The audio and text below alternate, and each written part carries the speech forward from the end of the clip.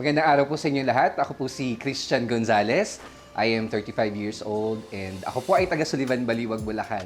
Ako po ay isang visual artist. Ang aking mga magulang po ay taga Sullivan, Baliwag, Bulacan. Ang aking nanay ay si Ine Gonzalez.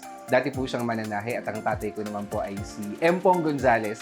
Dati po siyang magsasaka. For me, ang most outstanding achievements ko sa larangan na tinataha ko ngayon ay bukod po sa mga kilalang personalidad na tumatangkilik ng aking likha, ang aking art journey din po ay nailathala sa pahayagan, sa magazine, and nakapanayam din po sa television para kahit paano mag-share ng konting kaalaman and then maging inspirasyon po sa mga manonood, especially sa mga kabataan na gustong matuto at pasukin ang mundo ng pagpipinta.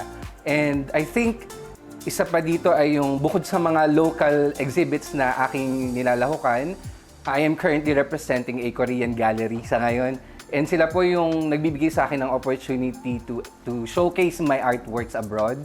And then ngayong May, lilipad ako sa South Korea para naman mag-participate sa isang prestiyosong contemporary art show po sa Seoul, Korea. Sa totoo lang, sobrang proud ako maging Baliwagenyo. Kasi since bata ako, nagjo-join ako ng competitions.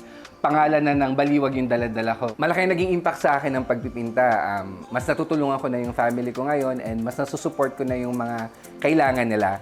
Bukod doon, siguro yung talent ko sa pagpipinta, naging patunay din siya na ang mga Baliwagenyo ay kayang-kayang makipagsabayan sa larangan ng sining, hindi lang locally kundi internationally. Pero dapat mas pagbutihin pa and stay grounded. Kasi feeling ko maraming mahuhusay talaga sa Baliwag. Kailangan lang madiskubre, kailangan lang mas mabigyan ng pagkakataon, kailangan nilang ilabas yung talent nila sa market.